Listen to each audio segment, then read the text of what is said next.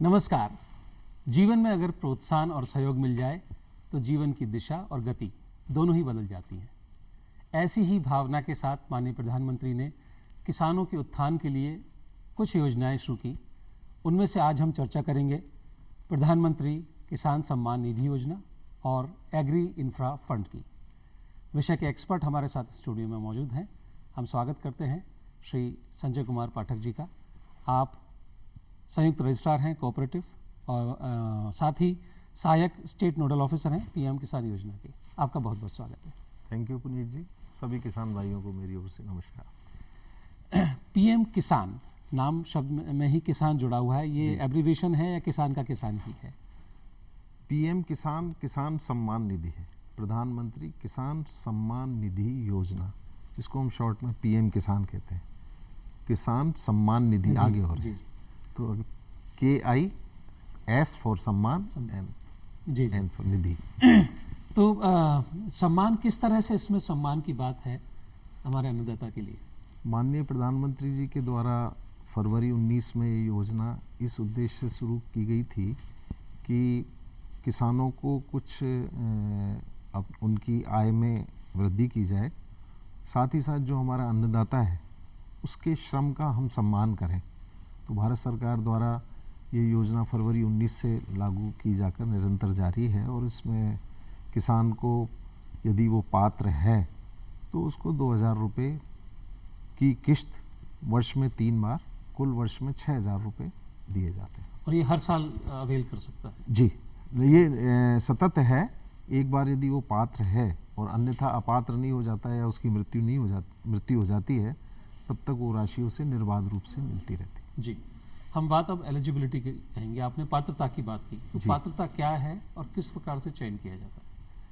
देखिए, इसमें किसान जैसा शब्द से ही स्पष्ट होता है कि किसान वो व्यक्ति है जिसके पास भूमि हो और वो जो कृषि कार्य करता हो। तो यहाँ पे जो मुख्य पात्रता है वो यही है कि उसके पास, किसान के पास भूमि होनी चाहिए थी।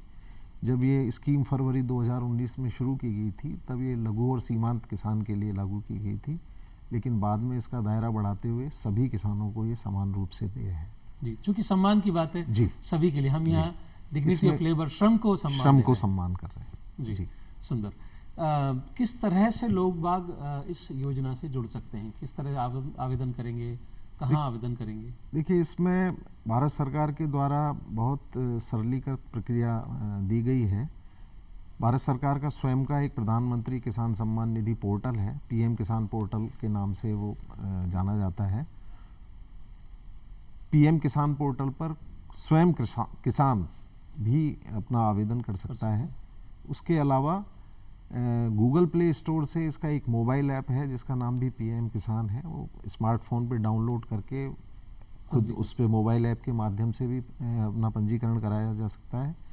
और यदि दोनों ही उपलब्ध नहीं हो तो जो नागरिक सेवा केंद्र है, ई मित्रा केंद्र है, वहाँ पर भी जाकर सशुल्क उसका रजिस्ट्रेशन पंजीकरण कराया जा सकता है। ऐप में फ्री रजिस्ट्रेशन है, ऐप में, और पोर्टल पे जाके फ्री रजिस्ट्रेशन खुद कर सकते हैं। जी जी।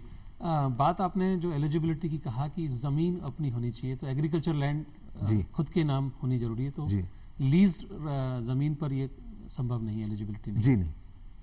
एक से ज़्यादा अगर घर में लोग हों?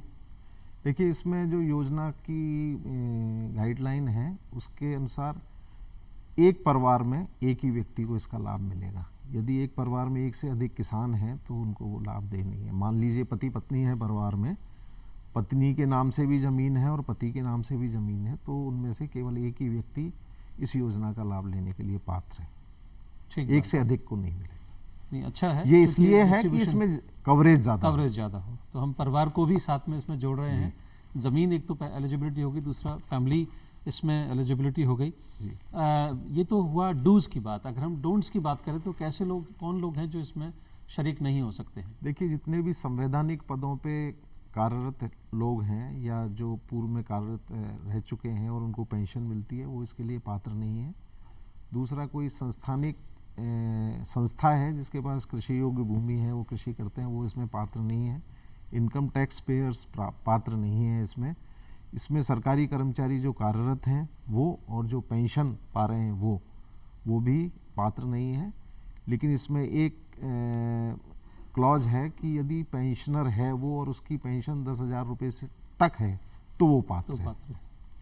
पेशेवर लोग, chartered accountant, doctors, engineers, architect, वो लोग इसमें पात्र नहीं। जी, मान लीजिए किसी व्यक्ति की पात्रता अब बदल गई है, पहले लाभ लिया है, तो किस तरह से उसको चेक पॉइंट किया गया है?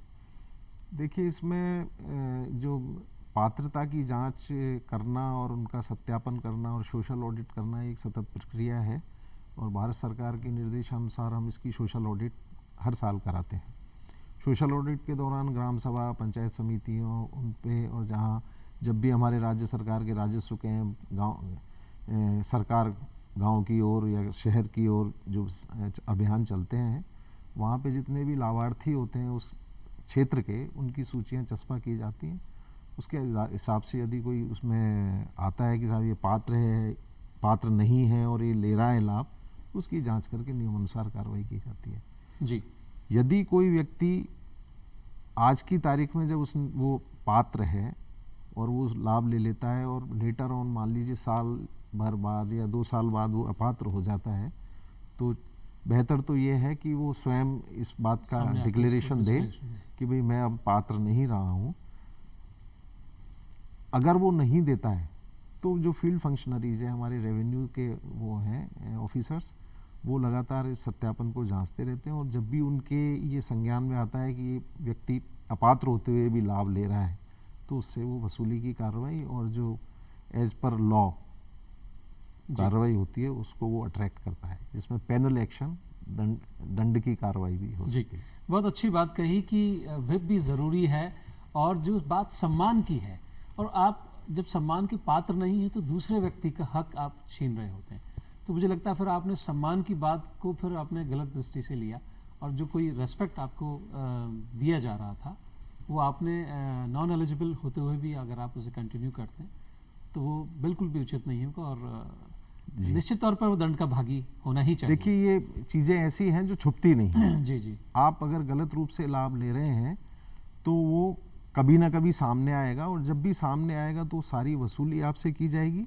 साथ ही साथ आपके खिलाफ कार्रवाई भी, दंडात्मक कार्रवाई जिसमें FIR होना और कोर्ट कचहरियाँ होना, फिर वो आपके के लिए अननेसेसरी परेशानी करने वाला। तो दूरदर्शन के माध्यम से ये बात उन सभी लोगों तक कहना चाहेंगे कि सम्मान को सम्मान बना रहने दीजिए, और उसकी भावना को समझते हुए, क्योंकि राशि महत्वपूर्ण नहीं है, आपका कंडक्ट है, आपका मॉरल्स हैं, और खुद की निगाहों में गिरते हैं। समाज में जब 4 लोगों को पता लगता है कि आपने ऐसा किया, राशि भले ही कुछ भी रही हो, चाहे आपने 1 साल उसका गलत यूज़ किया हो या ज़्यादा समय का किया हो, लेकिन कंडक्ट आपका ठीक नहीं था, तो अल्टीमेटली वो सोसाइटी में प्रोपोगेट होता है, और वो खुद की निगाहों में भी हम गिरते ही हैं। समय समय पर स्कीम्स में नए फीचर्स जुड़ते रहे हैं जी। इस योजना में किस तरह के नए फीचर्स जोड़े गए? देखिए, जैसा अभी अपने चर्चा कर रहे थे पुनीत जी कि कुछ अपात्र लोगों ने लाभ लिया है इसका, और उनके खिलाफ कार्रवाई भी हो रही है, रिकवरीज भी हो रही हैं। लेकिन जब ये चीज़ भारत सरकार के संज्ञान में आई तो भारत सरकार ने IT के माध्यम से उसमें बहुत सारे फीचर्स ऐसे जोड़े हैं जिसको लागू करके हम सही व्यक्ति तक सही राशि पहुंचाना चाहते हैं। भारत सरकार की ये मंशा है, और उसके लिए उन्होंने जनवरी से 2022 से 3 चीज़ें अनिवार्य किए हैं। नंबर 1 है कि उसका जो भूमि विवरण सेल्फ जो डिक्लेरेशन उसने दिया था पहले शुरू में, जब योजना शुरू हुई थी उस समय जमाबंदी की कॉपी अपलोड करना आवश्यक नहीं था, स्वयं प्रमाणन था। लेकिन बहुत सारे किसानों ने गलत डिक्लेरेशन दिया और वो बाद में पता लगा कि ये गलत है। ऐसे बहुत सारे प्रकरण पूरे देश भर में आए, तो भारत सरकार ने सारे राज्यों से भूमि का पुनः सत्यापन कराया है, और उन्होंने उसको चेक करके अपने पोर्टल पे उसको लॉक किया है। उसी के साथ साथ समानांतर प्रक्रिया ये चल रही है कि जो जितने भी राज्यों के लैंड रिकॉर्ड्स हैं उनका इंटीग्रेशन PM किसान के साथ किया जा रहा है। तो यदि किसी व्यक्ति ने अभी भी कोई गलत सूचना देके या गलत कोई वो किया है लाभ लेने का प्रयास, तो वो अल्टीमेटली उस सॉफ्टवेयर के माध्यम से भी आ जाएगा। दूसरा, सही व्यक्ति तक लाभ पहुँचे जो पात्र है, और उसी व्यक्ति तक पहुँचे जिसने पंजीकरण कराया था। उसके लिए भारत सरकार ने eKYC कराने के निर्देश दिए हैं, और ई-केवाईसी का कार्य कराया जा रहा है। ई-केवाईसी कराने के लिए किसान को स्वयं या तो वो पोर्टल पर जाके करा सकता है या मोबाइल ऐप पे, जो मैं अभी चर्चा कर रहा था, उस पर करा सकता है। वो उस पर निःशुल्क है। और यदि ये दोनों उपलब्ध नहीं है तो ई मित्रा केंद्र पे जाके 15 रुपये के शुल्क के साथ करा सकता है ई-केवाईसी। ई-केवाईसी कराने की प्रक्रिया बहुत सरल है। यदि आप मोबाइल ऐप के साथ कराते हैं तो आप पीएम किसान का वो खोलिए, उसमें ऐप में ई-केवाईसी का एक सब मेनू आएगा, उसको सेलेक्ट करिए। सेलेक्ट करते ही वो आपसे आपका आधार नंबर पूछेगा, आधार नंबर डालिए उसमें। आधार नंबर डालते ही रजिस्टर्ड आधार में जो मोबाइल नंबर सीडेड होगा उस पर एक ओटीपी आएगा, ओटीपी डालते ही सबमिट कर दीजिए, आपकी ई-केवाईसी हो गई जी।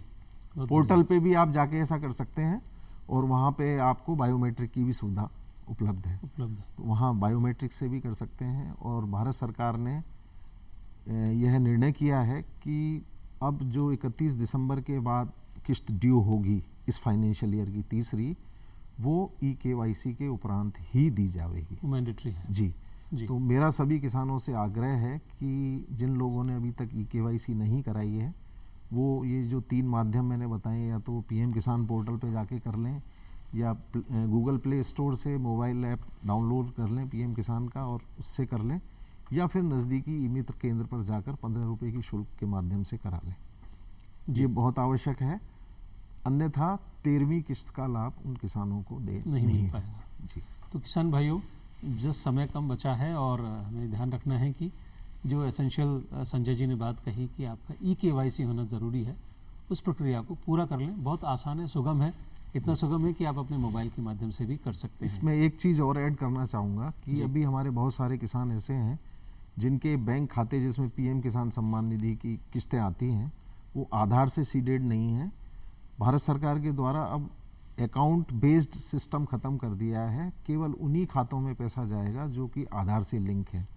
राज्य में करीब 8,81,000 किसान ऐसे हैं जिनके बैंक खाते आधार से लिंक नहीं है, तो कृपया करके वो भी लिंक करा लें, अन्यथा ई-केवाईसी कराने के उपरांत भी उनको वो लाभ दे नहीं होगा।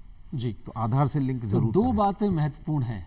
पहला, ई-केवाईसी मोबाइल ऐप पर या वेबसाइट पर या ई-मित्र पर जाकर को करनी है, यानी कि आधार का वेरिफिकेशन हो गया।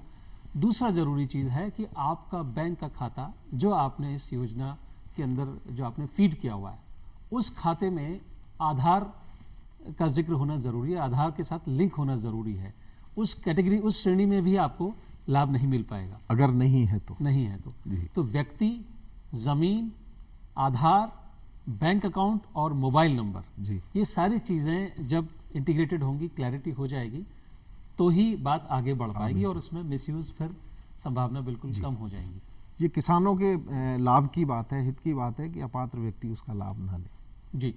अगर हम इसमें आंकड़ों की बात करें तो मोटे मोटे तौर पर अब तक कितने लाभार्थी देश भर में या प्रदेश में, या कितनी राशि इसमें वितरण की देश जा भर चुकी है? में करीब 12 करोड़ लाभार्थी हैं प्रधानमंत्री किसान सम्मान निधि योजना के।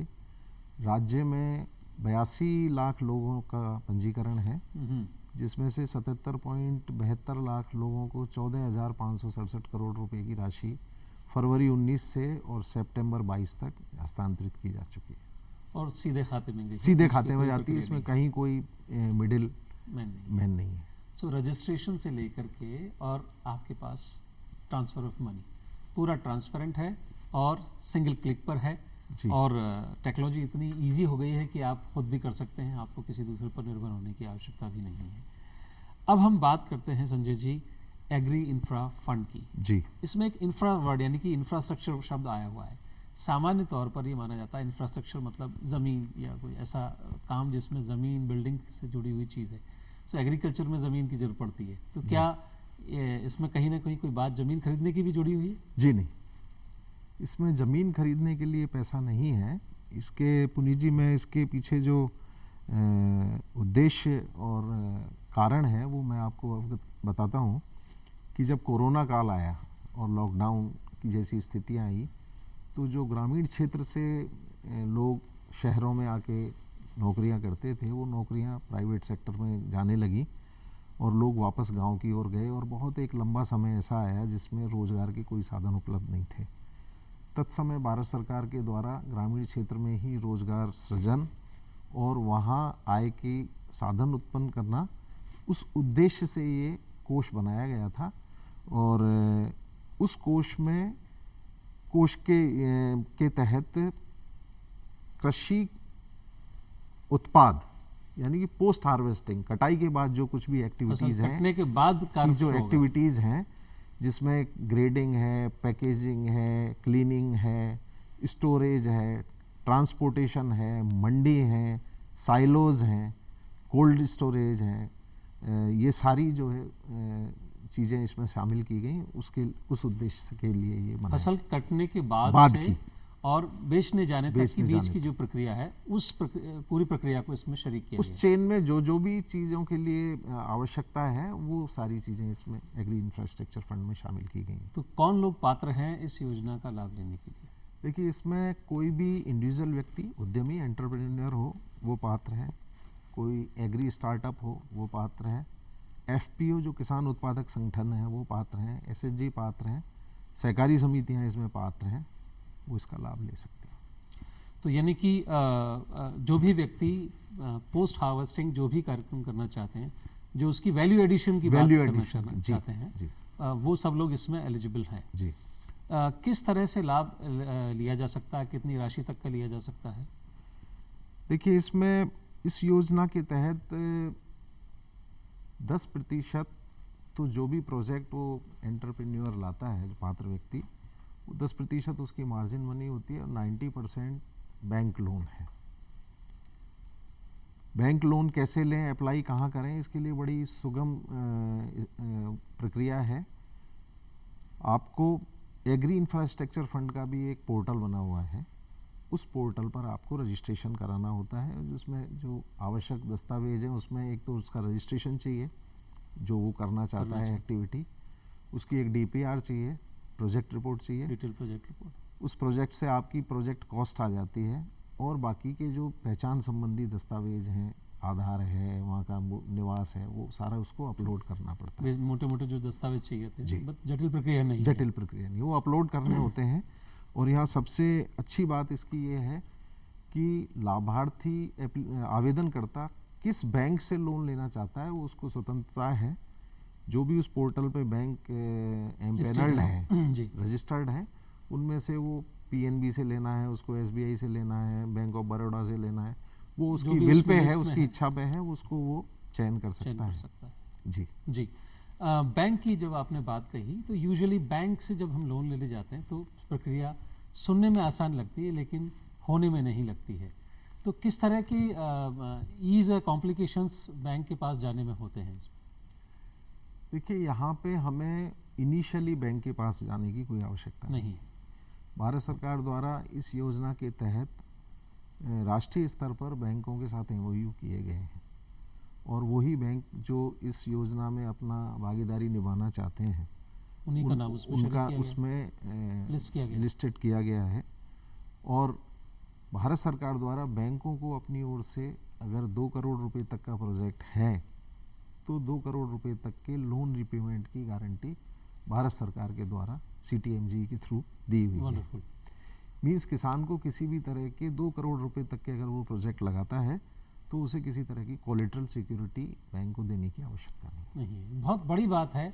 मुझे लगता है कि आपके पास एक ब्लैंक चेक की तरह से है कि आपको कॉन्फिडेंस होना चाहिए कि किसी परिस्थिति में आपका प्रोजेक्ट वायबल नहीं हो पाता है, चल नहीं पाता है, तो आपको दबाव लेने की ज़रूरत नहीं कि मैं कैसे रीपे करूँगा। भारत सरकार ने उसका पूरा बैकअप लिया हुआ है।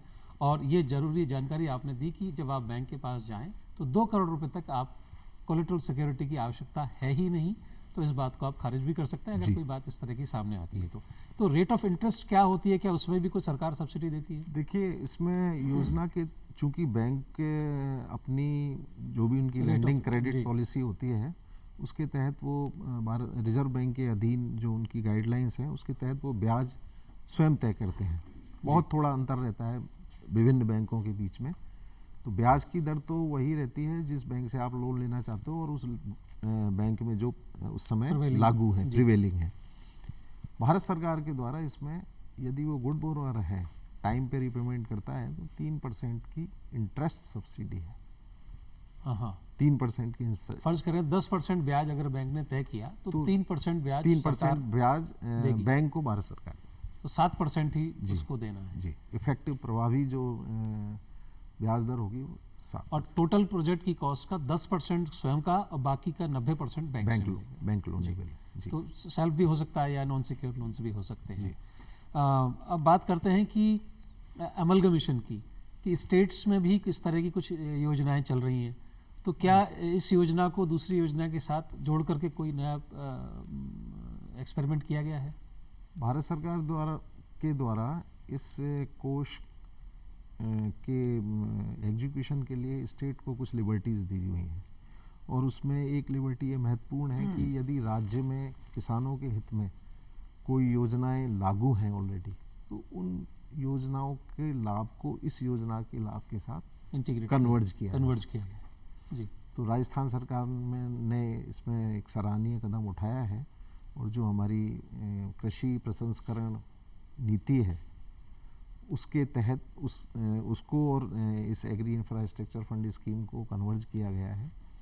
उस स्कीम जो कृषि प्रसंस्करण नीति है राजस्थान सरकार की, उसमें 2 करोड़ रुपए तक के लोन पे 50% पूंजीगत सब्सिडी का प्रावधान है। मतलब जो इंटरेस्ट है उसमें 50%, यानी कि 10% ब्याज था तो 5% राज्य सरकार की तरफ से मिलेगा, 3% केंद्र सरकार तो से। राज्य के जो इस योजना के तहत जो लाभ लेने के इच्छुक लाभार्थी हैं उनको ये बहुत अच्छा मौका है जी।